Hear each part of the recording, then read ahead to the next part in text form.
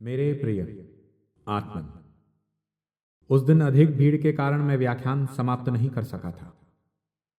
अतएव मद्रास निवासी मेरे प्रति जो निरंतर सहृदय व्यवहार करते आए हैं, उसके लिए आज मैं उन्हें अनेकानेक धन्यवाद देता हूं। मैं यह नहीं जानता कि अभिनंदन पत्रों में मेरे लिए जो सुंदर सुंदर विशेषण प्रयुक्त हुए हैं, उनके लिए मैं किस प्रकार अपनी कृतज्ञता प्रकट करूं। मैं प्रभु से इतनी ही प्रार्थना करता हूं कि वे मुझे इन कृपापूर्ण तथा उदार प्रशंसाओं के योग्य बना दें, और इस योग्य भी कि मैं अपना सारा जीवन अपने धर्म और मातृभूमि की सेवा में अर्पण कर सकूं। मैं समझता हूं कि मुझ में अनेक दोषों के होते हुए भी थोड़ा साहस है। मैं भारत से पाश्चात्य देशों में कुछ संदेश ले गया था और उसे मैंने निर्भीकता से अमेरिका और इंग्लैंड वासियों के सामने प्रकट किया। आज का विषय आरंभ करने के पूर्व मैं साहसपूर्वक दो शब्द तुम लोगों से कहना चाहता हूं। कुछ दिनों से मेरे चारों ओर कुछ ऐसी परिस्थितियां उपस्थित हो रही हैं जो मेरे कार्य की उन्नति में विशेष रूप से विघ्न डालने की चेष्टा कर रही है। यहां तक कि यदि संभव हो सके तो वे मुझे एक बारगी कुचलकर मेरा अस्तित्व ही नष्ट कर डाले। पर ईश्वर को धन्यवाद कि ये सारी चेष्टाएं विफल हो गई हैं, और इस प्रकार की चेष्टाएं सदैव विफल ही सिद्ध होती हैं। मैं गत 3 वर्षों से देख रहा हूं कि कुछ लोग मेरे एवं मेरे कार्य के संबंध में कुछ भ्रांत धारणाएं बनाए हुए हैं। जब तक मैं विदेश में था, मैं चुप रहा, मैं एक शब्द भी नहीं बोला। पर आज मैं अपने देश की भूमि पर खड़ा हूं। मैं स्पष्टीकरण के रूप में कुछ शब्द कहना चाहता हूं। इन शब्दों का क्या फल होगा, अथवा ये शब्द तुम लोगों के हृदय में किन किन भावों का उद्रेक करेंगे, इसकी मैं परवाह नहीं करता। मुझे बहुत कम चिंता है, क्योंकि मैं वही सन्यासी हूं जिसने लगभग 4 वर्ष पहले अपने दंड और कमंडल के साथ तुम्हारे नगर में प्रवेश किया था, और वही सारी दुनिया इस समय भी मेरे सामने पड़ी है। बिना और अधिक भूमिका के मैं अब अपने विषय को आरंभ करता हूं। सबसे पहले मुझे थियोसॉफिकल सोसाइटी के संबंध में कुछ कहना है। यह कहने की आवश्यकता नहीं कि उस सोसाइटी से भारत का कुछ भला हुआ है, और उसके लिए प्रत्येक हिंदू उस सोसाइटी और विशेषकर श्रीमती बेसेंट का कृतज्ञ है। यद्यपि मैं श्रीमती बेसेंट के संबंध में बहुत कम ही जानता हूं, पर जो कुछ भी मुझे उनके बारे में मालूम है, उसके आधार पर मेरी यही धारणा है कि वे हमारी मातृभूमि की सच्ची हितचिंतक है और यथाशक्ति उसकी उन्नति की चेष्टा कर रही है। इसलिए वे प्रत्येक सच्ची भारत संतान की विशेष कृतज्ञता की अधिकारिणी है। प्रभु उन पर तथा उनसे संबंधित सब पर आशीर्वाद की वर्षा करे। परंतु यह एक बात है, और थियोसॉफिकल सोसाइटी में सम्मिलित होना एक दूसरी बात। भक्ति, श्रद्धा और प्रेम एक बात है, और कोई मनुष्य जो कुछ कहे उसे बिना विचारे, बिना तर्क किए, बिना उसका विश्लेषण किए निगल जाना सर्वथा दूसरी बात। एक अफवाह चारों ओर फैल रही है, और वह यह कि अमेरिका और इंग्लैंड में जो कुछ काम मैंने किया है, उसमें थियोसॉफिस्टों ने मेरी सहायता की है। मैं तुम लोगों को स्पष्ट शब्दों में बता देना चाहता हूं कि इसका प्रत्येक शब्द गलत है, प्रत्येक शब्द झूठ है। हम लोग इस जगत में उद्धार भावों एवं भिन्न मत वालों के प्रति सहानुभूति के संबंध में बड़ी लंबी चौड़ी बातें सुना करते हैं। यह है तो बहुत अच्छी बात, पर कार्यतः हम देखते हैं कि जब कोई मनुष्य किसी दूसरे मनुष्य की सब बातों में विश्वास करता है, केवल तभी तक वह उससे सहानुभूति पाता है। पर ज्यों ही वह किसी विषय में उससे भिन्न विचार रखने का साहस करता है, त्यों ही वह सहानुभूति गायब हो जाती है, वह प्रेम खत्म हो जाता है। फिर कुछ ऐसे भी लोग हैं जिनका अपना अपना स्वार्थ रहता है, और यदि किसी देश में ऐसी कोई बात हो जाए जिससे उनके स्वार्थ में कुछ धक्का लगता हो, तो उनके हृदय में इतनी ईर्ष्या और घृणा उत्पन्न हो जाती है कि वे उस समय क्या कर डालेंगे कुछ कहा नहीं जा सकता। यदि हिंदू अपने घरों को साफ करने की चेष्टा करते हों तो इससे ईसाई मिशनरियों का क्या बिगड़ता है। यदि हिंदू प्राणपण से अपना सुधार करने का प्रयत्न करते हों तो उसमें ब्राह्म समाज और अन्यान्य सुधार संस्थाओं का क्या जाता है। ये लोग हिंदुओं के सुधार के विरोध में क्यों खड़े हों? ये लोग इस आंदोलन के प्रबलतम शत्रु क्यों हों? क्यों? यही मेरा प्रश्न है। मेरी समझ में तो उनकी घृणा और ईर्ष्या की मात्रा इतनी अधिक है कि इस विषय में उनसे किसी प्रकार का प्रश्न करना भी सर्वथा निरर्थक है। आज से 4 वर्ष पहले जब मैं अमेरिका जा रहा था, 7 समुंदर पार, बिना किसी परिचय पत्र के, बिना किसी जान पहचान के, एक धनहीन, मित्रहीन, अज्ञात सन्यासी के रूप में, तब मैंने थियोसॉफिकल सोसाइटी के नेता से भेंट की। स्वभावतः मैंने सोचा था कि जब ये अमेरिका वासी हैं और भारत भक्त हैं तो संभवतः अमेरिका के किसी सज्जन के नाम मुझे एक परिचय पत्र दे देंगे। किंतु जब मैंने उनके पास जाकर इस प्रकार के परिचय पत्र के लिए प्रार्थना की तो उन्होंने पूछा, क्या आप हमारी सोसाइटी के सदस्य बनेंगे? मैंने उत्तर दिया, नहीं, मैं किस प्रकार आपकी सोसाइटी का सदस्य हो सकता हूं? मैं तो आपके अधिकांश सिद्धांतों पर विश्वास ही नहीं करता। उन्होंने कहा, तब मुझे खेद है, मैं आपके लिए कुछ भी नहीं कर सकता। क्या यही मेरे लिए रास्ता बना देना था? जो हो, मैं अपने कतिपय मद्रासी मित्रों की सहायता से अमेरिका गया। उन मित्रों में से अनेक यहां पर उपस्थित हैं, केवल एक ही अनुपस्थित हैं, न्यायाधीश सुब्रमण्य अय्यर, जिनके प्रति अपनी परम कृतज्ञता प्रकट करना शेष है। उनमें प्रतिभाशाली पुरुष की अंतर्दृष्टि विद्यमान है। इस जीवन में मेरे सच्चे मित्रों में से वे एक हैं। वे भारत माता के सच्चे सपूत हैं। धर्म महासभा के कई मास पूर्व ही मैं अमेरिका पहुंच गया। मेरे पास रुपए बहुत कम थे और वे शीघ्र ही समाप्त हो गए। इधर सर्दी की मौसम भी आ गई और मेरे पास थे सिर्फ गर्मी के कपड़े। उस घोर शीत प्रधान देश में मैं आखिर क्या करूं, यह कुछ सूझता न था। यदि मैं मार्ग में भीख मांगने लगता तो परिणाम यही होता कि मैं जेल भेज दिया जाता। उस समय मेरे पास केवल कुछ ही डॉलर बचे थे। मैंने अपने मद्रासवासी मित्रों के पास तार भेजा। यह बात थियोसॉफिस्टों को मालूम हो गई और उनमें से एक ने लिखा, अब शैतान शीघ्र ही मर जाएगा। ईश्वर की कृपा से अच्छा ही हुआ, बला टली। तो क्या यही मेरे लिए रास्ता बना देना था? मैं ये बातें इस समय कहना नहीं चाहता था, किंतु मेरे देशवासी यह सब जानने के इच्छुक थे, अतः कहनी पड़ी। गत 3 वर्षों तक इस संबंध में एक शब्द भी मैंने मुंह से नहीं निकाला। चुपचाप रहना ही मेरा मूल मंत्र रहा। किंतु आज ये बातें मुंह से निकल पड़ी। पर बात यहीं पर पूरी नहीं हो जाती। मैंने धर्म महासभा में कई थियोसॉफिस्टों को देखा। मैंने उनसे बातचीत करने और मिलने जुलने की चेष्टा की।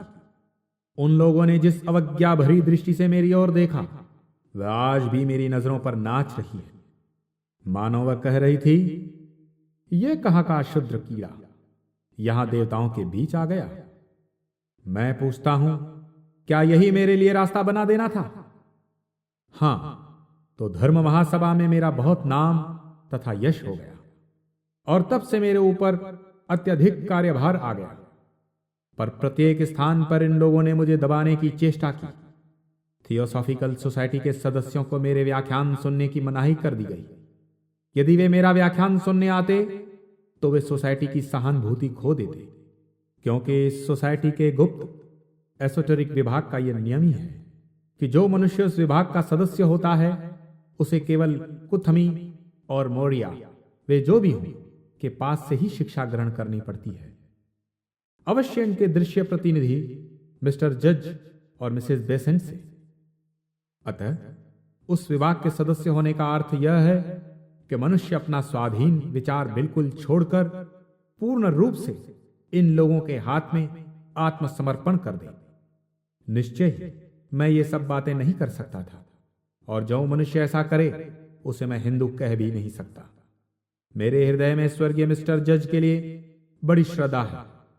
वे गुणवान, उदार, सरल और थियोसॉफिस्टों के योग्यतम प्रतिनिधि थे। उनमें और श्रीमती बेसेंट में जो विरोध हुआ था उसके संबंध में कुछ भी राय देने का मुझे अधिकार नहीं है, क्योंकि दोनों ही अपने अपने महात्मा की सत्यता का दावा करते हैं। और यहां आश्चर्य की बात तो यह है कि दोनों एक ही महात्मा का दावा करते हैं। ईश्वर जाने सत्य क्या है, वे ही एकमात्र निर्णायक है। और जब दोनों पक्षों में प्रमाण की मात्रा बराबर है, तब ऐसी अवस्था में किसी भी पक्ष में अपनी राय प्रकट करने का किसी को अधिकार नहीं। हां, तो इस प्रकार उन लोगों ने समस्त अमेरिका में मेरे लिए मार्ग प्रशस्त किया। पर वे यहीं पर नहीं रुके। वे दूसरे विरोधी पक्ष ईसाई मिशनरियों से जा मिले। उन ईसाई मिशनरियों ने मेरे विरुद्ध ऐसे ऐसे भयानक झूठ घड़े जिनकी कल्पना तक नहीं की जा सकती। यद्यपि मैं उस प्रदेश में अकेला और मित्रहीन था, तथापि उन्होंने प्रत्येक स्थान में मेरे चरित्र पर दोषारोपण किया। उन्होंने मुझे प्रत्येक मकान से बाहर निकाल देने की चेष्टा की और जो भी मेरा मित्र बनता उसे मेरा शत्रु बनाने का प्रयत्न किया।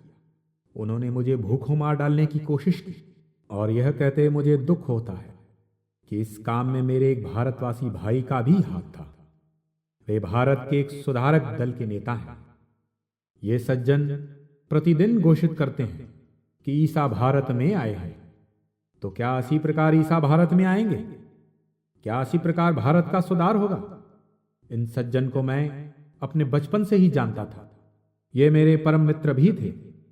जब मैं उनसे मिला तो बड़ा ही प्रसन्न हुआ, क्योंकि मैंने बहुत दिनों से अपने किसी देश भाई को नहीं देखा था। पर उन्होंने मेरे प्रति ऐसा व्यवहार किया।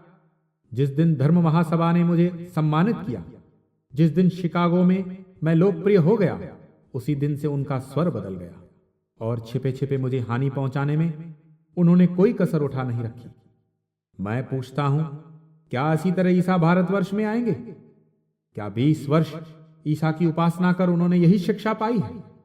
हमारे ये बड़े बड़े सुधारक गण कहते हैं कि ईसाई धर्म और ईसाई लोग भारतवासियों को उन्नत बनाएंगे। तो क्या वह इसी प्रकार होगा?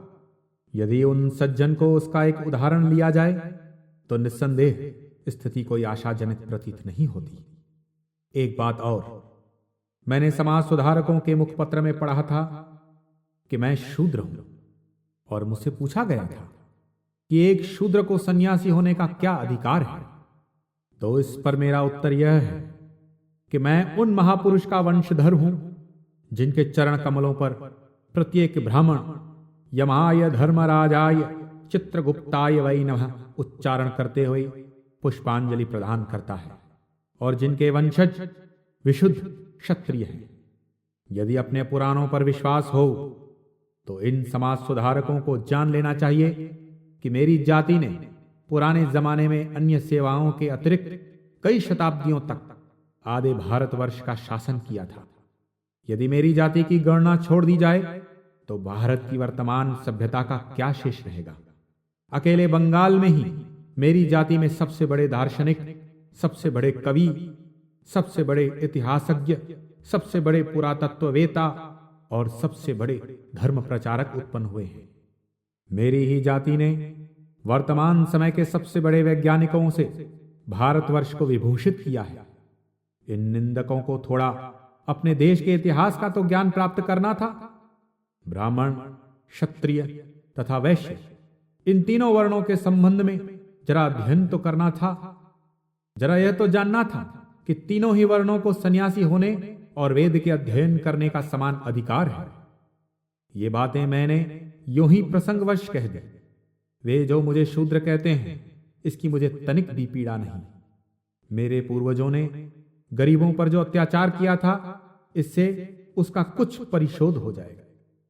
यदि मैं चांडाल होता तो मुझे और भी आनंद होता, क्योंकि मैं उन महापुरुष का शिष्य हूं जिन्होंने सर्वश्रेष्ठ ब्राह्मण होते हुए भी एक चांडाल के घर को साफ करने की अपनी इच्छा प्रकट की थी। अवश्य वह इस पर सहमत हुआ नहीं, और भला होता भी कैसे? एक तो ब्राह्मण, फिर उस पर सन्यासी, वे आकर घर साफ करेंगे। इस पर क्या वह कभी राजी हो सकता था? निदान एक दिन आधी रात को उठकर गुप्त रूप से उन्होंने उस चांडाल के घर में प्रवेश किया और उसका पाखाना साफ कर दिया। उन्होंने अपने लंबे लंबे बालों से उस स्थान को पोंछ डाला और यह काम वे लगातार कई दिनों तक करते रहे ताकि वे अपने को सबका दास बना सके। मैं उन्हीं महापुरुष के श्री चरणों को अपने मस्तक पर धारण किए हूं। वे ही मेरे आदर्श हैं। मैं उन्हीं आदर्श पुरुष के जीवन का अनुसरण करने की चेष्टा करूंगा। सबका सेवक बनकर ही एक हिंदू अपने को उन्नत करने की चेष्टा करता है। उसे इसी प्रकार न कि विदेशी प्रभाव की सहायता से सर्वसाधारण को उन्नत करना चाहिए। 20 वर्ष की पश्चिमी सभ्यता मेरे मन में उस मनुष्य का दृष्टांत उपस्थित कर देती है जो विदेश में अपने मित्र को भूखा मार डालना चाहता है। क्यों? केवल इसीलिए कि उसका मित्र लोकप्रिय हो गया है और उसके विचार में वह मित्र उसके धनोपार्जन में बाधक होता है। और असल सनातन हिंदू धर्म के उदाहरण स्वरूप हैं ये दूसरे व्यक्ति जिनके संबंध में मैंने अभी कहा। इससे विदित हो जाएगा कि सच्चा हिंदू धर्म किस प्रकार कार्य करता है। हमारे इन सुधारकों में से एक भी ऐसा जीवन गठन करके दिखाए तो सही जो एक चांडाल को भी सेवा के लिए तत्पर हो, फिर तो मैं उसके चरणों के समीप बैठकर शिक्षा ग्रहण करूं। पर हां, उसके पहले नहीं। लंबी चौड़ी बातों की अपेक्षा थोड़ा कुछ कर दिखाना लाख गुना अच्छा है। अब मैं मद्रास की समाज सुधारक समितियों के बारे में कुछ कहूंगा। उन्होंने मेरे साथ बड़ा सहृदय व्यवहार किया है। उन्होंने मेरे लिए अनेक मधुर शब्दों का प्रयोग किया है और मुझे बताया है कि मद्रास और बंगाल के समाज सुधारकों में बड़ा अंतर है। मैं उनसे इस बात में सहमत हूं। मैंने अक्सर तुम लोगों से कहा है और यह तुम लोगों में से बहुतों को याद भी होगा कि मद्रास इस समय बड़ी अच्छी अवस्था में है। बंगाल में जैसी क्रिया प्रतिक्रिया चल रही है वैसी मद्रास में नहीं है। यहां पर धीरे धीरे स्थायी रूप से सब विषयों में उन्नति हो रही है।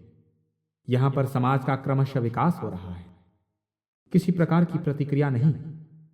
बंगाल में कहीं कहीं कुछ कुछ पुनरुत्थान हुआ है, पर मद्रास में यह पुनरुत्थान नहीं है। यह है समाज की स्वाभाविक उन्नति। अतः दोनों प्रदेशों के निवासियों की विभिन्नता के संबंध में समाज सुधारक जो कुछ कहते हैं उनसे मैं सर्वथा सहमत हूं।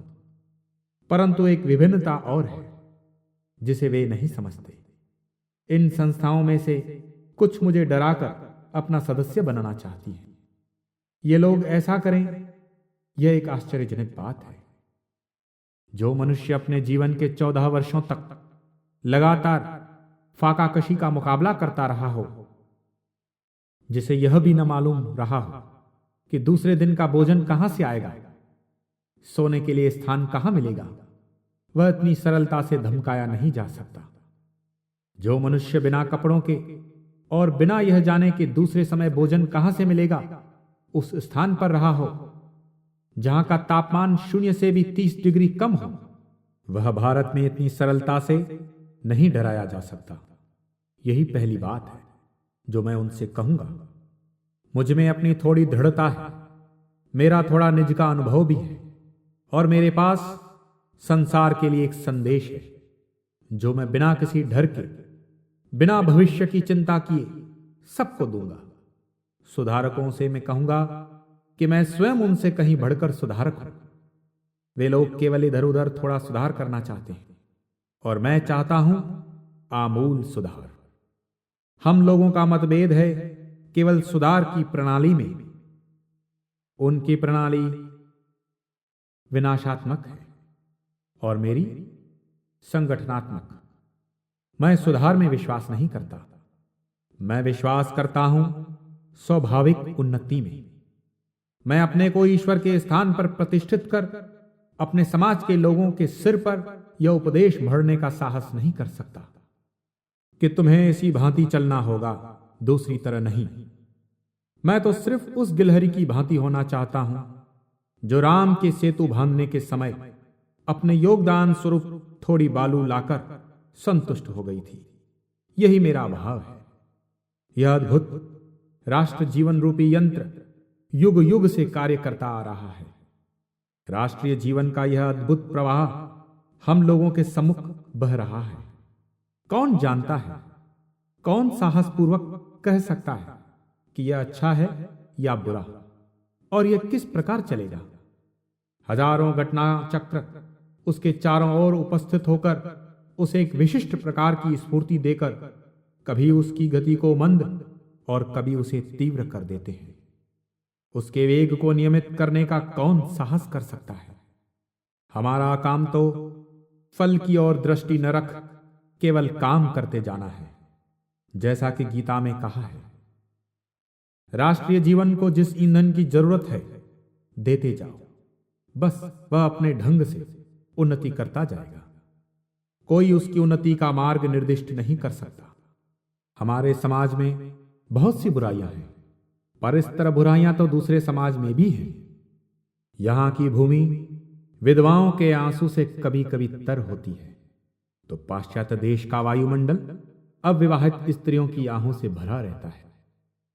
यहां का जीवन गरीबी की चपेटों से जर्जरित है, तो वहां पर लोग विलासिता के विष से जीवन मृत हो रहे हैं। यहां पर लोग इसलिए आत्महत्या करना चाहते हैं कि उनके पास खाने को कुछ नहीं है, तो वहां खाद्यान्न भोग की प्रचुरता के कारण लोग आत्महत्या करते हैं। बुराइयां सभी जगह है। यह तो पुराने वात रोग की तरह है। यदि उसे पैर से हटाओ तो वह सिर में चला जाता है, वहां से हटाने पर वह दूसरी जगह भाग जाता है। बस उसे केवल एक जगह से दूसरी जगह ही भगा सकते हैं। ऐ बच्चों, बुराइयों के निराकरण की चेष्टा करना ही सही उपाय नहीं है। हमारे दर्शन शास्त्रों में लिखा है कि अच्छे और बुरे का नित्य संबंध है। वह एक ही सिक्के के दो पहलू हैं। यदि तुम्हारे पास एक है तो दूसरा अवश्य हो रहेगा। जब समुद्र में एक स्थान पर लहर उठती है तो दूसरे स्थान पर गड्ढा होना अनिवार्य है। इतना ही नहीं, सारा जीवन ही दोषयुक्त है। बिना किसी की हत्या किए एक सांस तक नहीं ली जा सकती। बिना किसी का भोजन छीने हम एक कौर भी नहीं खा सकते। यही प्रकृति का नियम है, यही दार्शनिक सिद्धांत है। इसलिए हमें केवल यह समझ लेना होगा कि सामाजिक दोषों के निराकरण का कार्य उतना वस्तुनिष्ठ नहीं है जितना आत्मनिष्ठ। हम कितनी भी लंबी चौड़ी ढींग क्यों न हाँकें, समाज के दोषों को दूर करने का कार्य जितना स्वयं के लिए शिक्षात्मक है उतना समाज के लिए वास्तविक नहीं। समाज के दोष दूर करने के संबंध में सबसे पहले इस तत्व को समझ लेना होगा और इसे समझकर अपने मन को शांत करना होगा। अपने खून की चढ़ती गर्मी को रोकना होगा, अपनी उत्तेजना को दूर करना होगा। संसार का इतिहास भी हमें यह बताता है कि जहां कहीं इस प्रकार की उत्तेजना से समाज के सुधार करने का प्रयत्न हुआ है, वहां केवल यही फल हुआ है कि जिस उद्देश्य से वह किया गया था उस उद्देश्य को ही उसने विफल कर दिया। दासत्व को नष्ट कर देने के लिए अमेरिका में जो लड़ाई ठनी थी, उसकी अपेक्षा अधिकार और स्वतंत्रता की स्थापना के लिए किसी बड़े सामाजिक आंदोलन की कल्पना ही नहीं की जा सकती। तुम सभी लोग उसे जानते हो, पर उसका फल क्या हुआ? यही कि आजकल के दास इस युद्ध के पूर्व के दासों की अपेक्षा 100 गुनी अधिक बुरी दशा में पहुंच गए। इस युद्ध के पूर्व के ये बेचारे नीग्रो कम से कम किसी की संपत्ति तो थे, और संपत्ति होने के नाते इनकी देखभाल की जाती थी कि ये कहीं दुर्बल और बेकाम ना हो जाए। पर आज तो ये किसी की संपत्ति नहीं है, इनके जीवन का कुछ भी मूल्य नहीं है। मामूली बातों के लिए ये जीते जी जला दिए जाते हैं, गोली से उड़ा दिए जाते हैं, और इनके हत्यारों पर कोई कानून ही लागू नहीं होता। क्यों? इसलिए कि ये निगर है। मानो ये मनुष्य तो क्या, पशु भी नहीं है। समाज के दोषों को प्रबल उत्तेजनापूर्ण आंदोलन द्वारा अथवा कानून के बल पर सहसा हटा देने का यही परिणाम होता है। इतिहास इस बात का साक्षी है। इस प्रकार का आंदोलन चाहे किसी भले उद्देश्य से ही क्यों न किया गया हो, यह मेरा प्रत्यक्ष अनुभव है। प्रत्यक्ष अनुभव से ही मैंने यह सीखा है। यही कारण है कि मैं केवल दोष ही देखने वाली इन संस्थाओं का सदस्य नहीं हो सकता।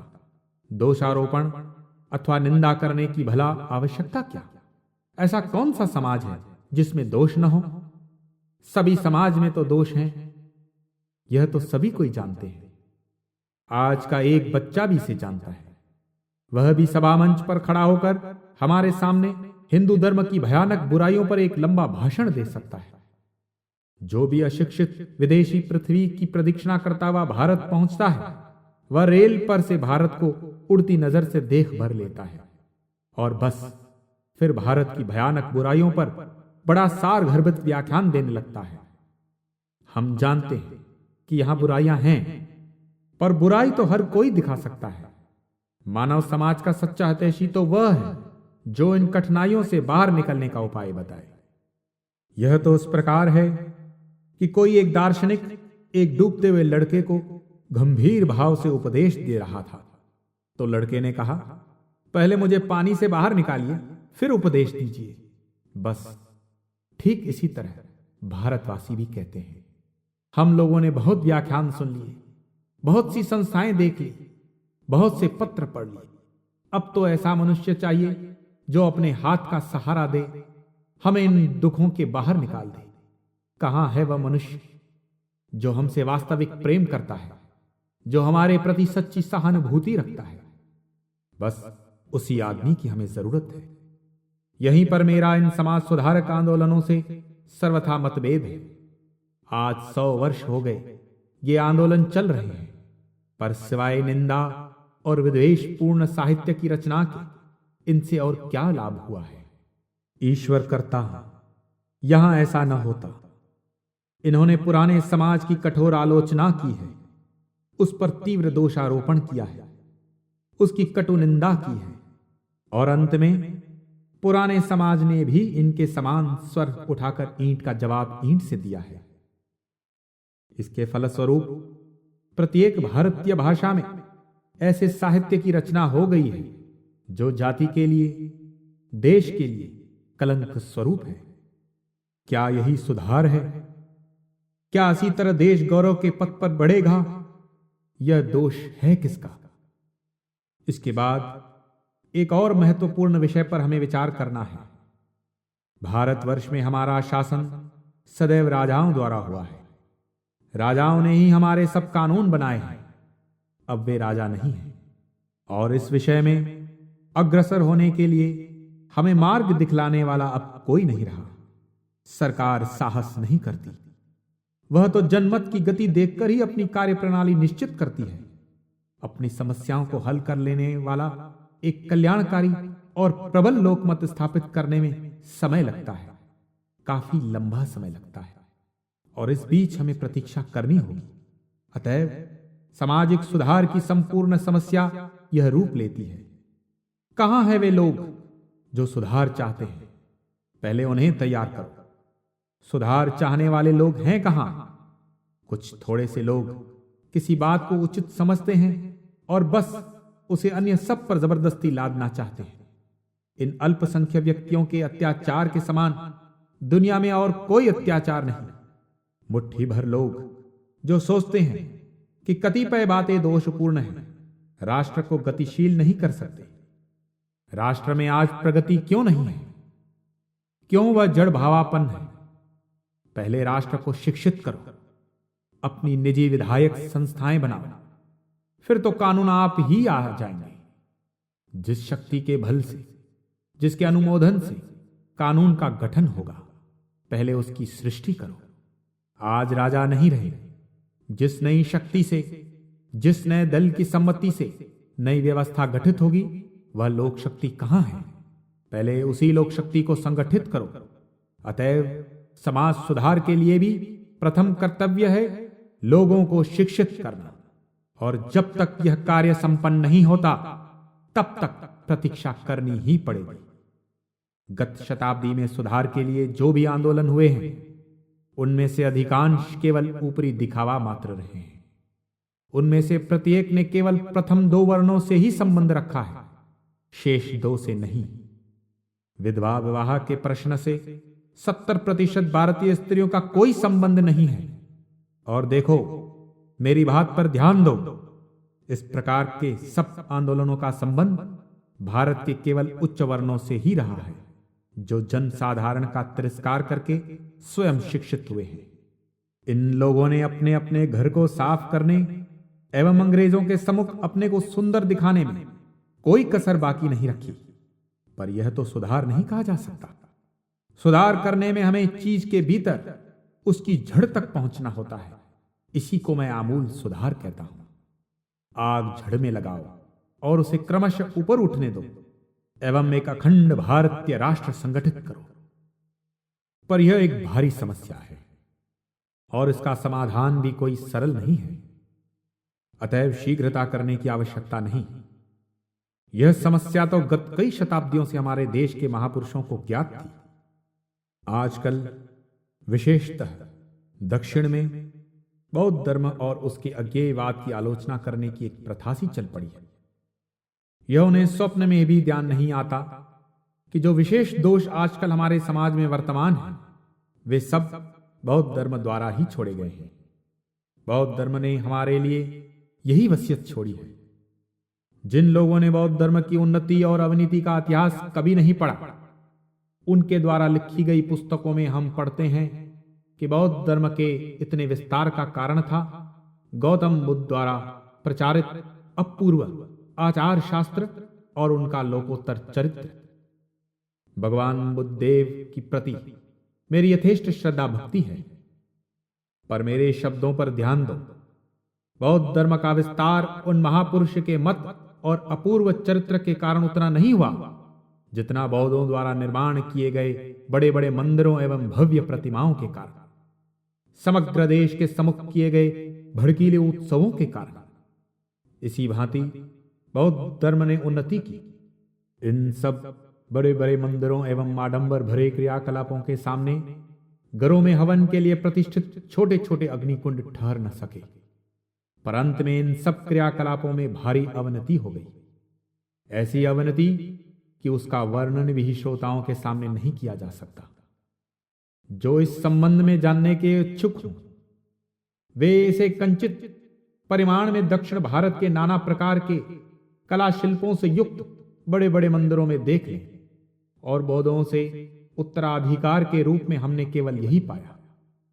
इसके बाद महान सुधारक श्री शंकराचार्य और उनके अनुयायियों का अभ्युदय हुआ। उस समय से आज तक इन कई सौ वर्षों में भारतवर्ष की सर्वसाधारण जनता को धीरे धीरे उस मौलिक विशुद्ध वेदांत के धर्म की ओर लाने की चेष्टा की गई है। उन महासुधारकों को बुराइयों का पूरा ज्ञान था, पर उन्होंने समाज की निंदा नहीं की। उन्होंने यह नहीं कहा कि जो कुछ तुम्हारे पास है वह सभी गलत है, उसे तुम फेंक दो। ऐसा कभी नहीं हो सकता था। आज मैंने पढ़ा, मेरे मित्र डॉक्टर बैरोज कहते हैं कि ईसाई धर्म के प्रभाव ने 300 वर्षों में यूनानी और रोमन धर्म के प्रभाव को उलट दिया। पर जिसने कभी यूरोप, यूनान और रोम को देखा है, वह ऐसा कभी नहीं कह सकता। रोमन और यूनानी धर्मों का प्रभाव प्रोटेस्टेंट देशों तक में सर्वत्र व्याप्त है। प्राचीन देवता नए वेश में वर्तमान है, केवल नाम भर बदल दिए गए हैं। देवियां तो हो गई हैं मदर मेरी, देवता हो गए हैं सेंट्स, संत, और अनुष्ठानों ने नया रूप धारण कर लिया है। यहां तक कि प्राचीन उपाधि पॉन्टिफेक्स मैक्सिमस पूर्ववत ही विद्यमान है। अतएव अचानक परिवर्तन नहीं हो सकते। शंकराचार्य और रामानुज इसे जानते थे, इसलिए उस समय प्रचलित धर्म को धीरे धीरे उच्चतम आदर्श तक पहुंचा देना ही उनके लिए एक उपाय शेष था। यदि वे दूसरी प्रणाली का सहारा लेते तो वे पाखंडी सिद्ध होते, क्योंकि उनके धर्म का प्रधान मत ही है क्रम विकासवाद। उनके धर्म का मूल तत्व यही है कि इन सब नाना प्रकार के अवस्थाओं में से होकर आत्मा उच्चतम लक्ष्य पर पहुंचती है। अतः ये सभी अवस्थाएं आवश्यक और हमारी सहायक है। भला कौन इनकी निंदा करने का साहस कर सकता है? आजकल मूर्ति पूजा को गलत बताने की प्रथा सी चल पड़ी है और सब लोग बिना किसी आपत्ति के उसमें विश्वास भी करने लग गए हैं। मैंने भी एक समय ऐसा ही सोचा था और उसके दंड स्वरूप मुझे ऐसे व्यक्ति के चरण कमलों में बैठकर शिक्षा ग्रहण करनी पड़ी जिन्होंने सब कुछ मूर्ति पूजा के ही द्वारा प्राप्त किया था। मेरा अभिप्राय श्री राम कृष्ण परमहंस से है। यदि मूर्ति पूजा के द्वारा श्री राम कृष्ण जैसे व्यक्ति उत्पन्न हो सकते हैं, तब तुम क्या पसंद करोगे, सुधारकों का धर्म या मूर्ति पूजा? मैं इस प्रश्न का उत्तर चाहता हूं। यदि मूर्ति पूजा के द्वारा इस प्रकार श्री राम कृष्ण परमहंस उत्पन्न हो सकते हो, तो और हजारों मूर्तियों की पूजा करो, प्रभु तुम्हें सिद्धि दे। जिस किसी भी उपाय से हो सके इस प्रकार के महापुरुषों की सृष्टि करो। और इतने पर भी मूर्ति पूजा की निंदा की जाती है, क्यों? यह कोई नहीं जानता। शायद इसलिए कि हजारों वर्ष पहले किसी यहूदी ने इसकी निंदा की थी, अर्थात उसने अपनी मूर्ति को छोड़कर और सबकी मूर्तियों की निंदा की थी। उस यहूदी ने कहा था, यदि ईश्वर का भाव किसी विशेष प्रतीक या सुंदर प्रतिमा द्वारा प्रकट किया जाए तो यह भयानक दोष है, एक जघन्य पाप है। परंतु यदि उसका अंकन एक संदूक के रूप में किया जाए जिसके दोनों किनारों पर दो देवदूत बैठे हैं और ऊपर बादल का एक टुकड़ा लटक रहा है, तो वह बहुत ही पवित्रतम होगा। यदि ईश्वर पेंडुकी का रूप धारण करके आए तो वह महापवित्र होगा, पर यदि वह गाय का रूप लेकर आए तो यह मूर्ति पूजकों का भ्रम होगा। उसकी निंदा करो। दुनिया का बस यही भाव है। इसीलिए कवि ने कहा है, हम मर्त्य जीव कितने निर्बोध हैं। परस्पर एक दूसरे के दृष्टिकोण से देखना और विचार करना कितना कठिन है, और यही मनुष्य समाज की उन्नति में घोर विघ्न स्वरूप है। यही है ईर्ष्या, घृणा और लड़ाई झगड़े की जड़। अरे बालकों, अपरिपक्व बुद्धि वाले ना समझ लड़कों, तुम लोग कभी मद्रास के बाहर तो गए नहीं और खड़े होकर सहस्त्रों प्राचीन संस्कारों से नियंत्रित 30 करोड़ मनुष्यों पर कानून चलाना चाहते हो? क्या तुम्हें लज्जा नहीं आती? दूर हो जाओ धर्म निंदा के इस कुकर्म से और पहले खुद अपना सबक सीखो। श्रद्धाहीन बालकों, तुम कागज पर कुछ पंक्तियां घसीट सकने में और किसी मूर्ख को पकड़कर उन्हें छपवा लेने में अपने को समर्थ समझकर सोचते हो कि तुम जगत के शिक्षक हो।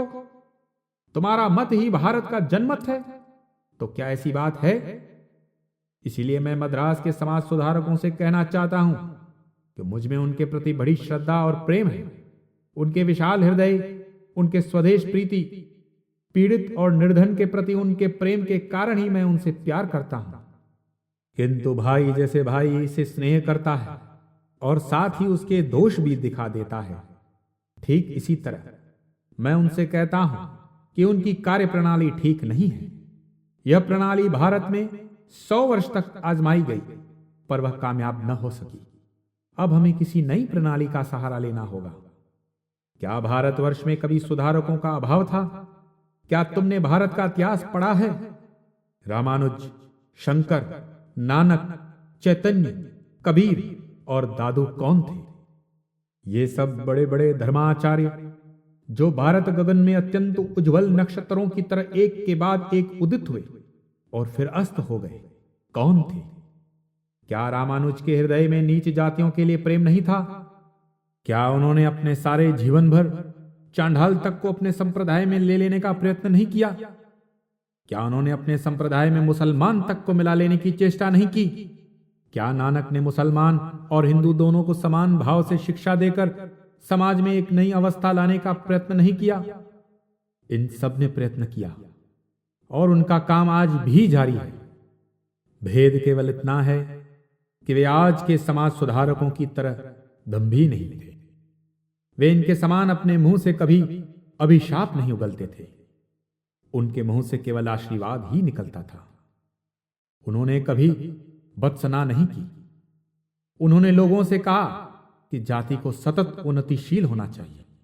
उन्होंने अतीत में दृष्टि डालकर कहा, हिंदुओं, तुमने अभी तक जो किया अच्छा ही किया, पर भाइयों, तुम्हें अब इससे भी अच्छा करना होगा। उन्होंने यह नहीं कहा, पहले तुम दुष्ट थे और अब तुम्हें अच्छा होना होगा। उन्होंने यही कहा, पहले तुम अच्छे थे, अब और भी अच्छे बनो। इससे जमीन आसमान का फर्क पैदा हो जाता है। हम लोगों को अपनी प्रकृति के अनुसार उन्नति करनी होगी। विदेशी संस्थाओं ने बलपूर्वक जिस कृत्रिम प्रणाली को हम में प्रचलित करने की चेष्टा की है, उसके अनुसार काम करना वृथा है, वह असंभव है। जय हो प्रभु। हम लोगों को तोड़ मरोड़ कर नए सिरे से दूसरे राष्ट्रों के ढांचे में घड़ना असंभव है। मैं दूसरी कौमों की सामाजिक प्रथाओं की निंदा नहीं करता, वे उनके लिए अच्छी हैं, पर हमारे लिए नहीं। उनके लिए जो कुछ अमृत है, हमारे लिए वही विष हो सकता है। पहले यही बात सीखनी होगी। अन्य प्रकार के विज्ञान, अन्य प्रकार के परंपरागत संस्कार और अन्य प्रकार के आचारों से उनकी वर्तमान सामाजिक प्रथा गठित हुई है, और हम लोगों के पीछे हैं हमारे अपने परंपरागत संस्कार और हजारों वर्षों के कर्म। अतएव हमें स्वभावतः अपने संस्कारों के अनुसार ही चलना पड़ेगा, और यह हमें करना ही होगा। तब फिर मेरी योजना क्या है? मेरी योजना है प्राचीन महान आचार्यों के उपदेशों का अनुसरण करना। मैंने उनके कार्य का अध्ययन किया है, और जिस प्रणाली से उन्होंने कार्य किया, उनके आविष्कार करने का मुझे सौभाग्य मिला। वे सब महान समाज संस्थापक थे। बल, पवित्रता और जीवन शक्ति के वे अद्भुत आधार थे। उन्होंने सबसे अद्भुत कार्य किया, समाज में बल, पवित्रता और जीवन शक्ति संचारित की। हमें भी सबसे अद्भुत कार्य करना है। आज अवस्था कुछ बदल गई है, इसीलिए कार्य प्रणाली में कुछ थोड़ा सा परिवर्तन करना होगा। बस इतना ही, इससे अधिक कुछ नहीं। मैं देखता हूं कि प्रत्येक व्यक्ति की भांति प्रत्येक राष्ट्र का भी एक विशेष जीवनोद्देश्य है। वही उसके जीवन का केंद्र है, उसके जीवन का प्रधान स्वर है, जिसके साथ अन्य सब स्वर मिलकर समरसता उत्पन्न करते हैं। किसी देश में, जैसे इंग्लैंड में, राजनीतिक सत्ता ही उसकी जीवन शक्ति है। कला कौशल की उन्नति करना किसी दूसरे राष्ट्र का प्रधान लक्ष्य है।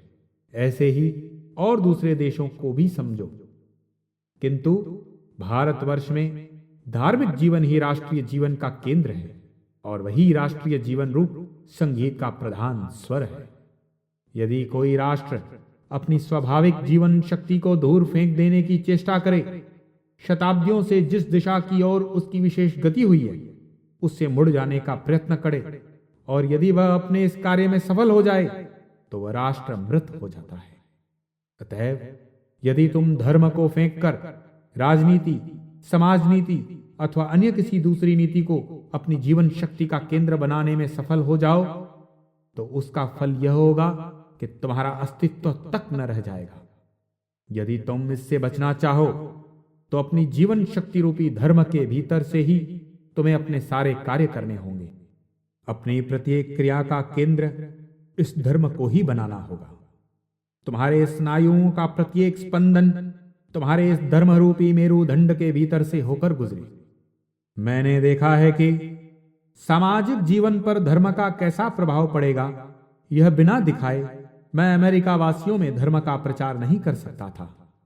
इंग्लैंड में भी बिना यह बताए कि वेदांत के द्वारा कौन कौन से आश्चर्यजनक राजनीतिक परिवर्तन हो सकेंगे, मैं धर्म प्रचार नहीं कर सका।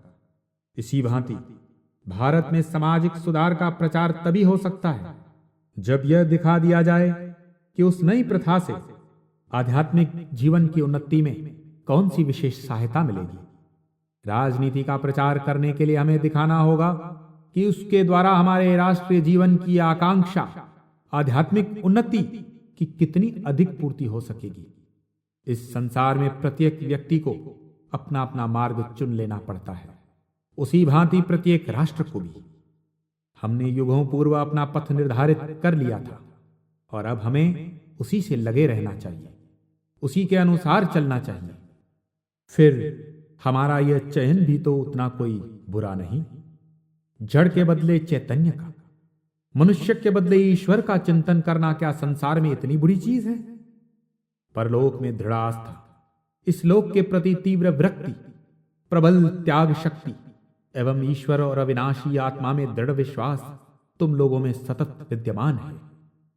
क्या तुम उसे छोड़ सकते हो? नहीं, तुम उसे कभी नहीं छोड़ सकते। तुम कुछ दिन भौतिकवादी होकर और भौतिकवाद की चर्चा करके भले ही मुझ में विश्वास जमाने की चेष्टा करो, पर मैं जानता हूं कि तुम क्या हो। तुमको थोड़ा धर्म अच्छी तरह समझा देने भर की देर है कि तुम परम आस्तिक हो जाओगे। सोचो, अपना स्वभाव भला कैसे बदल सकते हो? अतः भारत में किसी प्रकार का सुधार या उन्नति की चेष्टा करने के पहले धर्म प्रचार आवश्यक है। भारत को समाजवादी अथवा राजनीतिक विचारों से प्लावित करने के पहले आवश्यक है कि उसमें आध्यात्मिक विचारों की बाढ़ ला दी जाए।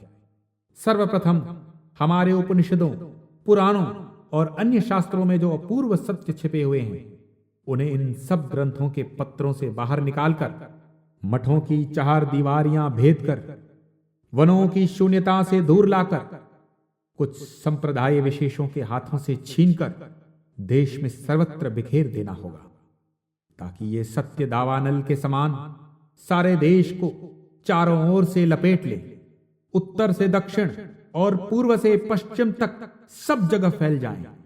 हिमालय से कन्याकुमारी और सिंधु से ब्रह्मपुत्र तक सर्वत्र वे धधक उठे। सबसे पहले हमें यही करना होगा। सभी को इन शास्त्रों में निहित उपदेश सुनाने होंगे, क्योंकि उपनिषद में कहा है, पहले इसे सुनना होगा, फिर मनन करना होगा और उसके बाद निधिध्यासन। पहले लोग इन सत्यों को सुने, और जो भी व्यक्ति अपने शास्त्र के इन महान सत्यों को दूसरों को सुनाने में सहायता पहुंचाएगा, वह आज एक ऐसा कर्म करेगा जिसके समान कोई दूसरा कर्म ही नहीं। महर्षि व्यास ने कहा है, इस कलयुग में मनुष्यों के लिए एक ही कर्म शेष रह गया है। आजकल यज्ञ और कठोर तपस्याओं से कोई फल नहीं होता। इस समय दान ही एकमात्र कर्म है, और दोनों में धर्मदान अर्थात आध्यात्मिक ज्ञान का दान ही सर्वश्रेष्ठ है। दूसरा दान है विद्यादान, तीसरा प्राणदान और चौथा अन्नदान। इस अपूर्व दानशील हिंदू जाति की ओर देखो। इस निर्धन, अत्यंत निर्धन देश में लोग कितना दान करते हैं, इसकी ओर जरा नजर डालो। यहां के लोग इतने अतिथि सेवी हैं कि एक व्यक्ति बिना एक कौड़ी अपने पास रखे उत्तर से दक्षिण तक यात्रा करके आ सकता है, और हर स्थान में उसका ऐसा सत्कार होगा मानो वह परम मित्र हो। यदि यहां कहीं पर रोटी का एक टुकड़ा भी है तो कोई भिक्षुक भूख से नहीं मर सकता। इस दानशील देश में हमें पहले प्रकार के दान के लिए अर्थात आध्यात्मिक ज्ञान के विस्तार के लिए साहस पूर्वक अग्रसर होना होगा, और यह ज्ञान विस्तार भारतवर्ष की सीमा में ही आबद्ध नहीं रहेगा। इसका विस्तार तो सारे संसार भर में करना होगा, और अभी तक यही होता भी रहा है। जो लोग कहते हैं कि भारत के विचार कभी भारत के बाहर नहीं गए, जो सोचते हैं कि मैं ही पहला सन्यासी हूं जो भारत के बाहर धर्म प्रचार करने गया, वे अपनी जाति के इतिहास को नहीं जानते। यह कई बार घटित हो चुका है। जब कभी भी संसार को इसकी आवश्यकता हुई, उसी समय इस निरंतर बहने वाले आध्यात्मिक ज्ञान स्रोत ने संसार को प्लावित कर दिया।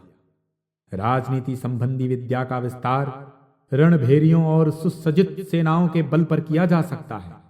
लौकिक एवं समाज संबंधी विद्या का विस्तार आग और तलवारों के बल पर हो सकता है, पर आध्यात्मिक विद्या का विस्तार तो शांति द्वारा ही संभव है।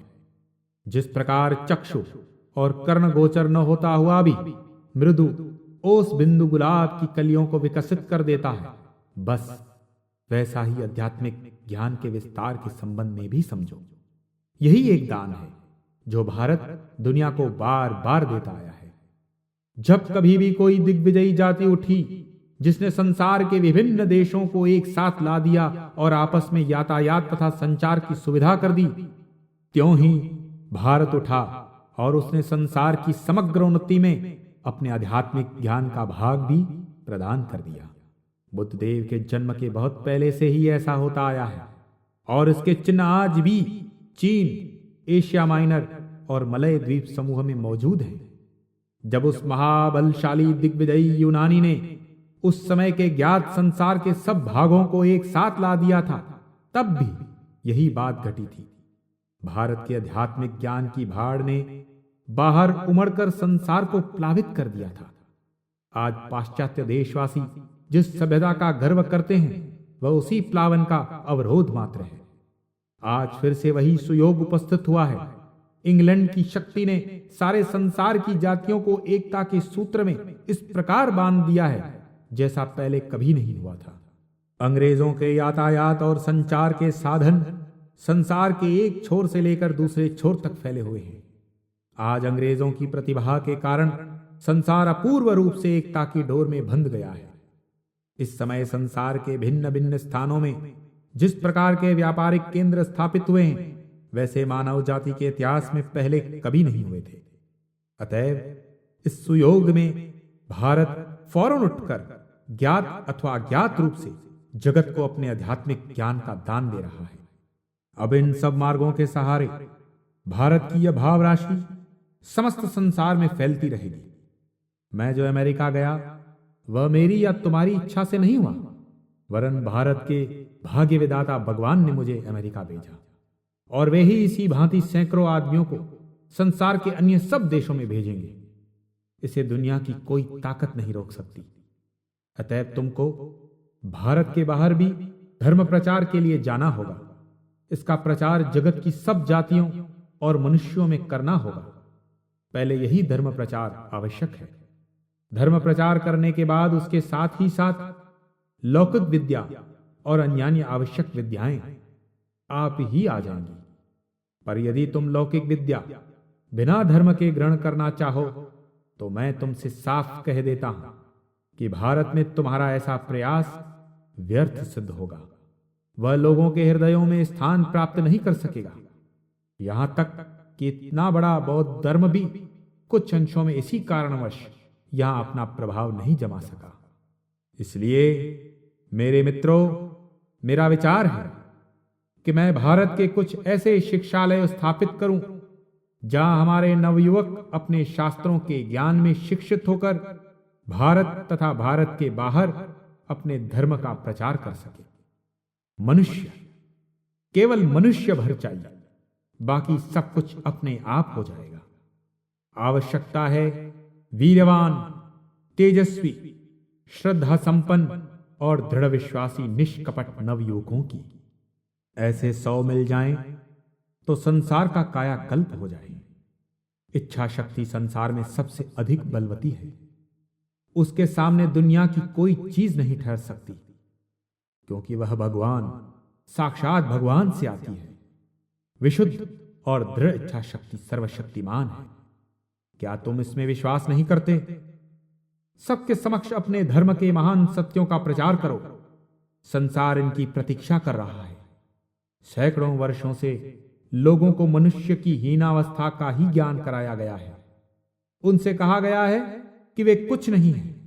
संसार भर में सर्वत्र सर्वसाधारण से कहा गया है कि तुम लोग मनुष्य ही नहीं हो। शताब्दियों से इस प्रकार डराए जाने के कारण वे बेचारे सचमुच ही करीब करीब पशुत्व को प्राप्त हो गए हैं। उन्हें कभी आत्म तत्व के विषय में सुनने का मौका नहीं दिया गया। अब उनको आत्म तत्व सुनने दो। यह जान लेने दो कि उनमें से नीच में भी आत्मा विद्यमान है। वह आत्मा जो न कभी मरती है न जन्म लेती है, जिसे न तलवार काट सकती है, न आग जला सकती है और न हवा सुखा सकती है, जो अमर है, अनादि और अनंत है, जो शुद्ध स्वरूप, सर्वशक्तिमान और सर्वव्यापी है। नैनम छिन्दन्ति शस्त्राणि, नैनम दहति पावकः, न चैनम क्लेदन्त्यापो, न शोषयति मारुतः। उन्हें अपने में विश्वास करने दो। आखिर अंग्रेजों में और तुम में किस लिए इतना अंतर है? उन्हें अपने धर्म, अपने कर्तव्य आदि के संबंध में कहने दो। पर मुझे अंतर मालूम हो गया है। अंतर यही है कि अंग्रेज अपने ऊपर विश्वास रखता है और तुम नहीं। जब वह सोचता है कि मैं अंग्रेज हूं तो वह उस विश्वास के बल पर जो चाहता है वही कर सकता है। इस विश्वास के आधार पर उसके अंदर छिपा हुआ ईश्वर भाव जाग उठता है और तब वह उसकी जो भी इच्छा होती है वही कर सकने में समर्थ होता है। इसके विपरीत लोग तुमसे कहते आए हैं, तुम्हें सिखाते आए हैं कि तुम कुछ भी नहीं हो, तुम कुछ भी नहीं कर सकते, और फलस्वरूप तुम आज इस प्रकार अकर्मण्य हो गए हो। अतएव आज हम जो चाहते हैं वह है बल, अपने में अटूट विश्वास।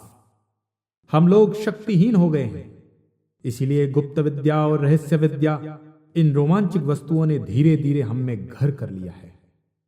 भले ही उनमें अनेक सत्य हों, पर उन्होंने लगभग हमें नष्ट कर डाला है। अपने स्नायु बलवान बनाओ। आज हमें जिसकी आवश्यकता है वह है लोहे के पुट्ठे और फौलाद के स्नायु। हम लोग बहुत दिन रो चुके, अब और रोने की आवश्यकता नहीं। अब अपने पैरों पर खड़े हो जाओ और मर्द बनो। हमें ऐसे धर्म की आवश्यकता है जिससे हम मनुष्य बन सके। हमें ऐसे सिद्धांतों की जरूरत है जिससे हम मनुष्य हो सके। हमें ऐसी सर्वांग संपन्न शिक्षा चाहिए जो हमें मनुष्य बना सके। और यह रही सत्य की कसौटी, जो भी तुमको शारीरिक, मानसिक और आध्यात्मिक दृष्टि से दुर्बल बनाए उसे जहर की भांति त्याग दो। उसमें जीवन शक्ति नहीं है, वह कभी सत्य नहीं हो सकता। सत्य तो बलप्रद है, वह पवित्रता है, वह ज्ञान स्वरूप है। सत्य तो वह है जो शक्ति दे, जो हृदय के अंधकार को दूर कर दे, जो हृदय में स्फूर्ति भर दे। भले ही इन रहस्य विद्याओं में कुछ सत्य हो, पर यह तो साधारणतया मनुष्य को दुर्बल ही बनाती है। मेरा विश्वास करो, मेरा यह जीवन भर का अनुभव है। मैं भारत के लगभग सभी स्थानों में घूम चुका हूं, सभी गुफाओं का अन्वेषण कर चुका हूं और हिमालय पर भी रह चुका हूं। मैं ऐसे लोगों को भी जानता हूं जो जीवन भर वहीं रहे हैं, और अंत में मैं इसी निष्कर्ष पर पहुंचा हूं कि इन सब रहस्य विद्याओं से मनुष्य दुर्बल ही होता है। मैं अपने देश से प्रेम करता हूं। मैं तुम्हें और अधिक पतित और ज्यादा कमजोर नहीं देख सकता। अतएव तुम्हारे कल्याण के लिए, सत्य के लिए, और जिससे मेरी जाति और अधिक अवनत न हो जाए, इसलिए मैं जोर से चिल्लाकर कहने के लिए बाध्य हो रहा हूं, बस ठहरो, अवनति की और न बढ़ो। जहां तक गए हो बस उतना ही काफी हो चुका। अब वीर्यवान होने का प्रयत्न करो। कमजोर बनाने वाली इन सब रहस्य विद्याओं को तिलांजलि दे दो और अपने उपनिषदों का, उस बलप्रद, आलोकप्रद दिव्य दर्शन शास्त्र का आश्रय ग्रहण करो। सत्य जितना ही महान होता है उतना ही सहज बोधगम्य होता है। स्वयं अपने अस्तित्व के समान सहज, जैसे अपने अस्तित्व को प्रमाणित करने के लिए और किसी की आवश्यकता नहीं होती, बस वैसा ही उपनिषद के सत्य तुम्हारे सामने हैं। इनका अवलंबन करो, इनकी उपलब्धि कर इन्हें कार्य में परिणित करो। बस देखोगे भारत का उद्धार निश्चित है। एक बात और कहकर मैं समाप्त करूंगा। लोग देशभक्ति की चर्चा करते हैं। मैं भी देशभक्ति में विश्वास करता हूं, और देशभक्ति के संबंध में मेरा भी एक आदर्श है। बड़े काम करने के लिए 3 बातों की आवश्यकता होती है। पहला है हृदय की अनुभव शक्ति। बुद्धि या विचार शक्ति में क्या है? वह तो कुछ दूर जाती है और बस वहीं रुक जाती है। पर हृदय तो प्रेरणा स्रोत है। प्रेम असंभव द्वारों को भी उद्घाटित कर देता है। यह प्रेम ही जगत के सब रहस्यों का द्वार है।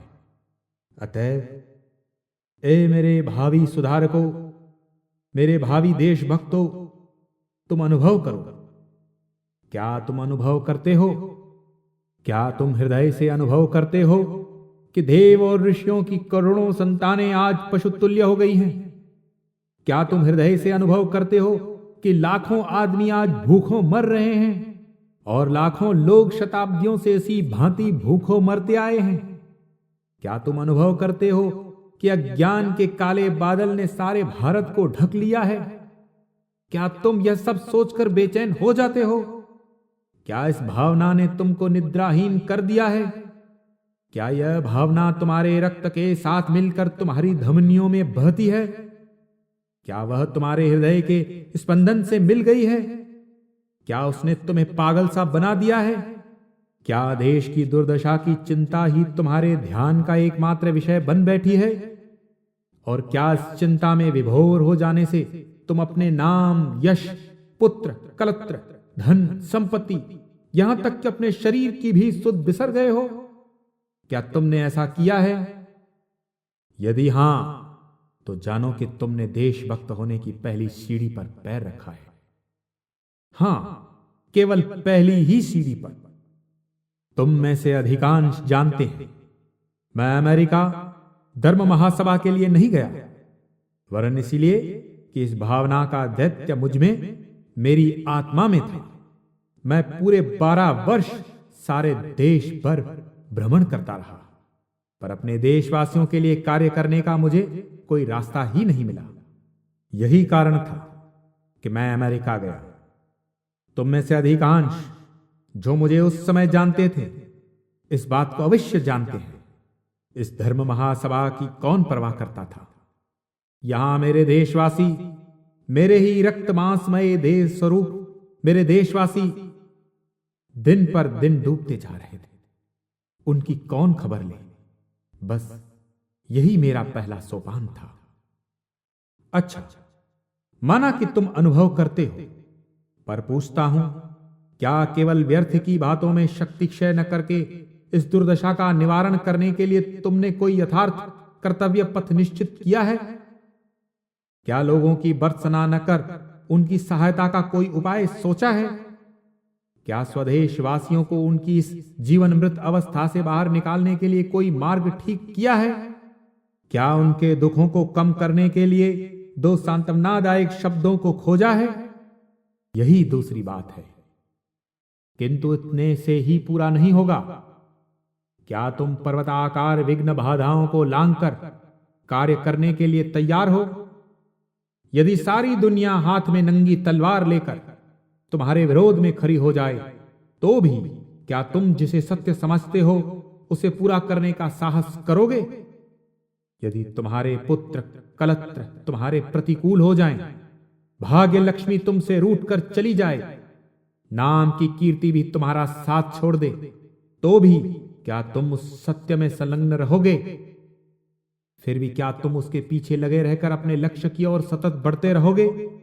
जैसा कि महान राजा भृतहरि ने कहा है, चाहे नीति निपुण लोग निंदा करे या प्रशंसा, लक्ष्मी आए या जहां उसकी इच्छा हो चली जाए, मृत्यु आज हो या 100 वर्ष बाद, धीर पुरुष तो वह है जो न्याय के पथ से तनिक भी विचलित नहीं होता।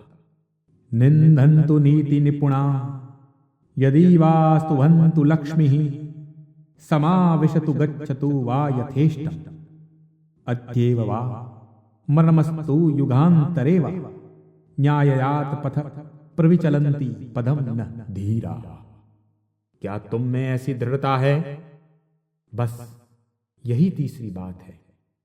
यदि तुम में ये 3 बातें हैं, तो तुम में से प्रत्येक अद्भुत कार्य कर सकता है। तब फिर तुम्हें समाचार पत्रों में छपवाने की अथवा व्याख्यान देते हुए फिरते रहने की आवश्यकता न होगी। स्वयं तुम्हारा मुख ही दीप्त हो उठेगा।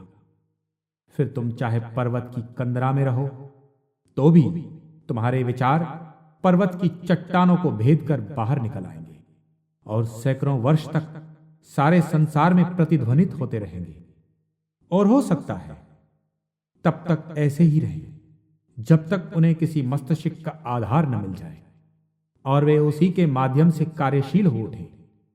विचार, निष्कपटता और पवित्र उद्देश्य में ऐसी ही जबरदस्त शक्ति है।